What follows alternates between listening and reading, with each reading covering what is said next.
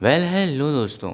आज मैं एक 2015 में रिलीज़ हुई थ्रिलर और ड्रामा मूवी की स्टोरी एक्सप्लेन करने वाला हूँ। मूवी स्टार्ट करने से पहले अगर आपने इस चैनल को सब्सक्राइब नहीं किया है तो पहले चैनल को सब्सक्राइब करके बेल आइकन ऑन कर दीजिए ताकि चैनल पर आने वाली सभी लेटेस्ट मूवीज़ के नोटिफिकेशंस आप तक सबसे पहले पहुँचे। So let's begin with our today's movie. The corpse of Anna Fried. जैसे ही मूवी स्टार्ट होती है हमें एक ऐना नाम की लड़की को दिखाया जाता है जो कि एक फेमस एक्ट्रेस है, पर उसकी किसी वजह से डेथ हो जाती है। डेथ के बाद उसे हॉस्पिटल ले जाया जाता है। फिर हम देखते हैं कि हॉस्पिटल में ही काम करने वाला एक पाव नाम का लड़का उस डेड बॉडी की फ़ोटो खींच रहा होता है और वो उस फ़ोटो को अपने दोस्तों में शेयर कर देता है।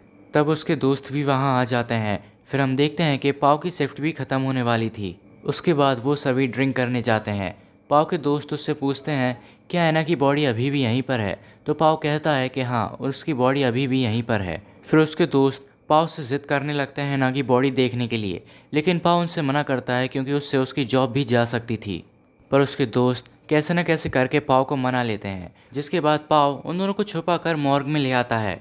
फिर वो उन दोनों को दिखाता है एना फ्रिट्ज की बॉडी। वो उसकी डेड बॉडी के ऊपर से कपड़ा हटाता है जो कि वाकई काफ़ी खूबसूरत लग रही थी। इवान उसकी बॉडी की खूबसूरती को देखने के लिए कपड़े को और नीचे करता है। उसके बाद इवान की नीयत ख़राब हो जाती है और वो ऐना की बॉडी को टच करने लगता है। उसके दोनों दोस्तों को ये बात पसंद नहीं आती और वो उसे ऐसा करने से मना करते हैं, पर इवान उनसे भी ऐसा करने के लिए कहता है तो उसका दूसरा दोस्त भी ऐसा करने लगता है। उसके बाद इवान की नीयत थोड़ी और ख़राब होती है और वो कहता है कि अब वो एक बार एना फ्रिट्ज के साथ इंटीमेट होकर देखेगा। उनका दूसरा दोस्त एडम ऐसा करने से इनकार करता है, पर इवान कहता है कि वो एक ना एक बार अपनी ज़िंदगी में किसी एक्ट्रेस के साथ इंटीमेट होना चाहता था, अब वो चाहे ज़िंदा हो या मरी। पाव कहता है कि वो भी पहले किसी डेड बॉडी के साथ इंटीमेट हो चुका है और वो कहता है कि इवान के होने के बाद वो भी एना के साथ इंटीमेट होगा। एडम उन दोनों का साथ नहीं देता, पर वो उन दोनों को ऐसा करने से रोक भी नहीं पाता। उसके बाद एडम और पाव दूसरे कमरे में चले जाते हैं और इवान एना की डेड बॉडी के साथ इंटीमेट होता है। इवान के इंटीमेट हो जाने के बाद पाव एना की डेड बॉडी के साथ इंटीमेट होता है। इंटीमेट होने के दौरान ही अचानक से एना की डेड बॉडी में जान आ जाती है। जब पाव को ये पता चलता है तो वो डर जाता है और ज़ोर से चिल्लाने लगता है। उसके चिल्लाने की आवाज़ सुनकर इवान और एडम भी वहाँ पर आ जाते हैं। वो देखते हैं कि ऐना अभी भी जिंदा है और उसके सभी सेंस काम कर रहे हैं और उसे पता है कि इवान और पाव उसके साथ इंटीमेट हुए हैं, तो बेशक वो बाहर जाकर पुलिस को इनके बारे में बता देगी, जिससे कि उनके पकड़े जाने का रिस्क बढ़ गया था। तो इवान प्लान बनाता है कि वो एना फ्रिट्ज को मार देंगे क्योंकि वो कोई भी रिस्क नहीं लेना चाहता था। वहीं एडम एना की मदद करता है और वो उसकी डेड बॉडी को कपड़े से ढांक देता है। एडम इवान के खिलाफ था कि कैसे वो किसी को ऐसे ही मार सकते हैं। वो इवान से कहता है कि तुमने एना के साथ ऐसा किया है और तुम्हें इस बात की सज़ा तो मिलनी ही चाहिए। इसी बात पे से एडम और इवान की लड़ाई हो जाती है। इवान एडम को बहुत मारता है, तभी पीछे से आकर पाव इवान को रोकता है। तभी वो दोनों रियलाइज़ करते हैं कि इवान ने एडम को इतना ज़्यादा मारा है कि उसके सर में बहुत ज़्यादा गहरी चोट आई है और उसके सर से बहुत सारा खून बह रहा है। वो दोनों डिसाइड करते हैं कि वो एडम को फर्स्ट एड करेंगे। पर थोड़ी देर पहले जब पाव का एक कोलीग एक डेड बॉडी को रखने मॉर्ग में आया था, तब ये लोग वहाँ छुप गए थे। उस कॉलीग ने जाते समय गेट को बंद कर दिया था। इसका मतलब ये है कि वो लोग अब यहाँ से बाहर नहीं जा सकते क्योंकि गेट लॉक्ड है।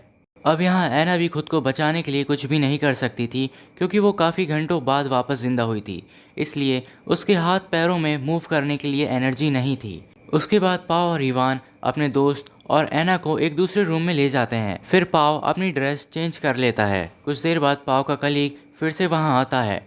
ऐना चिल्लाकर उससे मदद मांगने की कोशिश करती है, पर इवान ऐसा करने से पहले ही उसके मुंह पर अपना हाथ रख देता है। फिर पाव अपने कलीग के साथ ही वहाँ से बाहर चला जाता है। इवान देखता है कि अब एडम बिल्कुल भी सांस नहीं ले रहा है, तो ऐना कहती है कि शायद वो मर चुका है। ये देखकर इवान को काफ़ी बड़ा शौक लगता है। फिर जब पाव वापस आता है तो वो भी अपने दोस्त एडम को मरा हुआ देखकर रोने लगता है। तभी इवान उसको तसल्ली देते हुए कहता है कि इसमें हमारी गलती नहीं है, ये सब कुछ एक एक्सीडेंट था। उसके बाद इवान पाव को कमरे के बाहर लेकर आता है और उससे कहता है कि अगर हम पकड़े गए तो हमारी ज़िंदगी और हमारा फ्यूचर सब कुछ बर्बाद हो जाएगा। हमें अपने दोस्त एडम की डेड बॉडी को ठिकाने लगाना होगा और एना फ्रिट्ज को वापस से मारना होगा। वहीं अंदर एना स्ट्रेचर से नीचे गिर जाती है और एडम की पॉकेट में से उसका फ़ोन निकालकर एक नंबर डायल करती है। पर तभी आइवन और पाव भी अंदर आ जाते हैं और वो उससे मोबाइल छीन लेते हैं। आइवन देखता है कि ऐना ने किसी को नंबर डायल किया था, पर वो फ़ोन उठाने से पहले ही उसे काट देता है। फिर वो दोनों मिलकर एना को कहीं और ले जाने लगते हैं। तभी अचानक से एडम का मोबाइल बजने लगता है। आइवन देखता है कि उसी नंबर से कॉल आया है जिस पर एना ने कॉल किया था। दरअसल एना ने अपने फादर को कॉल किया था। आइवन उनका कॉल उठाता है। उनके कॉल उठाते ही एना चिल्लाने लगती है, पर तभी पाओ उसका मुंह बंद कर देता है। आइवन कॉल पर कहता है कि ये एक रॉन्ग नंबर है जो कि गलती से लग गया था, और फ़ोन काट देता है। फिर वो दोनों एना को मॉर्ग में ले जाते हैं। वहाँ से आइवन एक कंटेनर ढूंढने के लिए बाहर चला जाता है जिसमें वो एडम की डेड बॉडी को भर कर बाहर ले जा सकें, और पाओ एना के हाथ पैर बांधने लगता है। तभी एना कहती है कि तुम्हें अपने दोस्त का साथ देने की ज़रूरत नहीं है, क्योंकि वो एक झूठा और गलत इंसान है। सारी गलती उसकी है, तुम्हारा इसमें कोई दोस्त नहीं है, और उसने ही तुम्हारे दोस्त को मारा है। तो पाओ कहता है वो सब तो ठीक है, पर वो तो एक एक्सीडेंट था।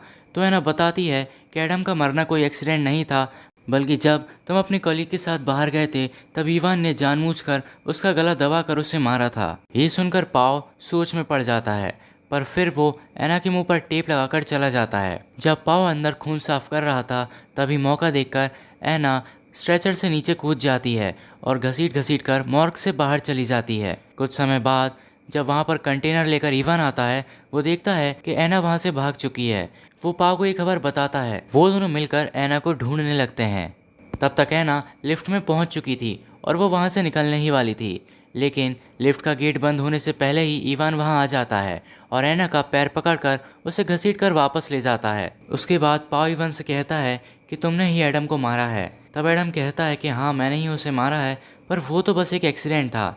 तो पाओ उससे कहता है कि नहीं, तुमने जानबूझकर उसका गला दबाकर उसे मारा था। ये सुनकर इवान काफ़ी घबरा जाता है और उससे कहता है कि ऐसा नहीं है, मैंने ऐसा कुछ नहीं किया, तुम एना की बातों में मत आओ, ये झूठ बोल रही है। उसके बाद वो दोनों सोचने लगते हैं कि कैसे एना को मारा जाए। इवान पाओ को एक कपड़ा देता है और उससे एना को मारने के लिए कहता है, पर पाओ ऐसा करने से इनकार कर देता है। तो इवान उसका हाथ पकड़कर खुद ही एना को मारने लगता है। उसके कुछ देर बाद ही दम घुटने से एना की मौत हो जाती है। फिर वो दोनों एना की डेड बॉडी को स्ट्रेचर पर लेटाते हैं। उसके बाद इवान एडम की डेड बॉडी को कंटेनर में भर के बाहर ठिकाने लगाने चला जाता है। वहीं पाओ एना की डेड बॉडी को साफ कर रहा था। दरअसल जब एना पाओ को इवान के बारे में बता रही थी तभी उन दोनों ने मिलकर ये प्लान बना लिया था कि उसे मरने की एक्टिंग करनी होगी, और इस बात की इवान को बिल्कुल भनक नहीं लगी। उसके बाद इवान भी वापस मॉर्ग में आ जाता है और पाओ और इवान वहाँ से निकलने लगते हैं। पर वहाँ से निकलने से पहले इवान देखता है कि उसका आईडी कार्ड वहीं मॉर्ग में छूट गया था और वो उसे वापस लेने जाता है। पाओ उसे रोकने की बहुत कोशिश करता है, पर वो उसकी नहीं सुनता। इवान मॉर्ग में वापस आकर देखता है कि एना फ्रिट्ज अभी भी जिंदा है। ये देखकर उसे पता चल जाता है कि ये सारी गड़बड़ पाओ ने की है और वो उसका गला दबाने लगता है। इवान पाओ को भी एडम की तरह नहीं मारना चाहता था, इसलिए वो उसे छोड़ देता है। पर तभी एना पीछे से आकर एक सीजर से इवान के गले पर हमला कर देती है, जिसकी वजह से वहीं उसकी मौत हो जाती है। ये देखकर पाओ एना से कहता है कि तुम्हें ऐसा नहीं करना चाहिए था। तो एना पाओ के पेट में भी सीजर से स्टैब कर देती है और पाओ की भी यहीं पर मौत हो जाती है। और इसी के साथ ये मूवी यहीं एंड होती है। Hope you enjoyed this video. For more such video subscribe to this channel and press the bell icon. और हमें कमेंट करके ज़रूर बताएं कि आपको मूवी की स्टोरी और इसका एक्सप्लेनेशन कैसा लगा। Thanks for watching. The corpse of Anna Fritz.